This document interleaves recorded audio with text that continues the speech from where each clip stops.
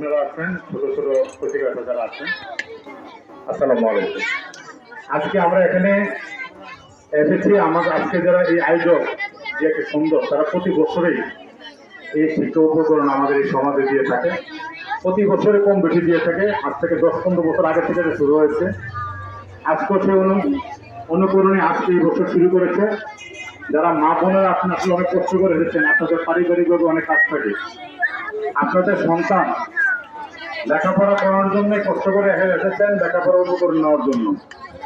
আপনাদের খেয়াল রাখতে হবে যে আপনার সন্তান যে বাহিরে গেল, বাহিরে সে কি করতেছে, কতক্ষণ বাহিরে ছিল, সম্ভবত বাসা বা ঘরে ফিরতেছে কিনা।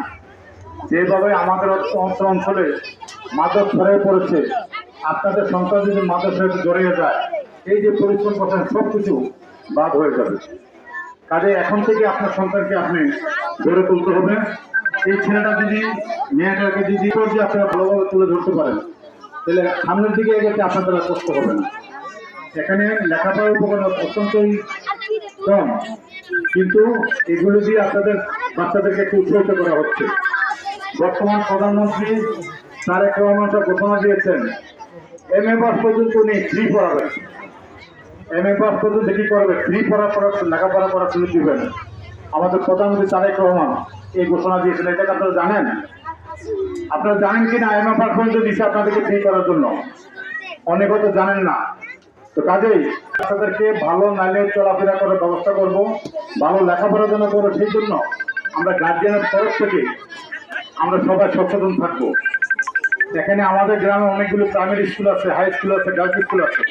সুতরাং লেখাপড়া করা দিলে আপনাদেরকে দূরে যেতে হয় না। আশা করি আপনারা প্রতিটি মায়ের কাছে, মায়েদের দায়িত্ব অনেক বেশি, মায়েদের কাছে সন্তান বেশি থাকে, বাবারা বাইরে বাইরে থাকে।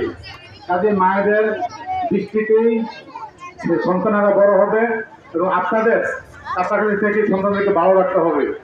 আরেকটি বিষয় হলো, যারা মাদক, দয়া করে যারা মাদকে জড়িয়েছে, মাদককে ছেড়ে দেন।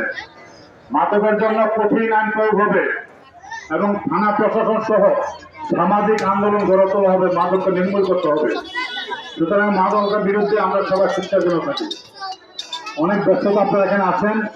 আমি আমারও বিশেষ করে এই যে আজকের এই আয়োজন করার পেছনে যাদের সবচেয়ে বেশি পরিশ্রম, এখানে ইকবাল হোসেন আছে, আমির রহমান বাবু, খোকন, কাশিদুল হক, এই 4 জন সবচেয়ে বেশি পরিশ্রম করেছে এবং এই উপকরণের পেছনে যে অর্থনৈতিকভাবে সবচেয়ে বেশি যোগান দিয়েছে আমাদের মুর্শিদ রহমান ফারুক।